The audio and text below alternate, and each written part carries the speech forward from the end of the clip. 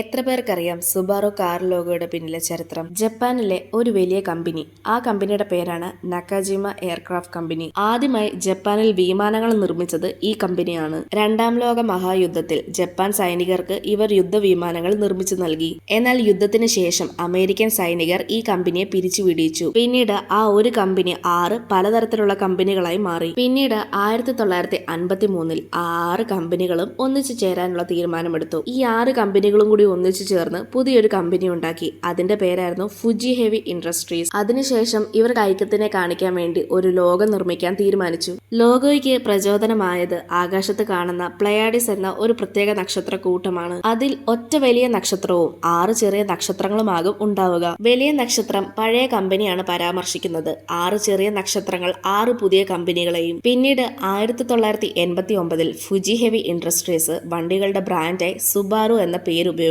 തുടങ്ങി. ഇവിടെയാണ് സുബാറു ലോഗോയുടെ ശരിക്കുമുള്ള തുടക്കം. നിങ്ങൾക്ക് സുബാറു കാറുകളിലെ ഏറ്റവും ഇഷ്ടമുള്ള കാർ ഏതാണെന്ന് കമന്റ് ചെയ്യ്. ഇതുപോലെയുള്ള കൂടുതൽ വീഡിയോസിനായി ചാനൽ സബ്സ്ക്രൈബ് ചെയ്യാനും ഇൻസ്റ്റഗ്രാമിൽ ഫോളോ ചെയ്യാനും മറക്കല്ല്.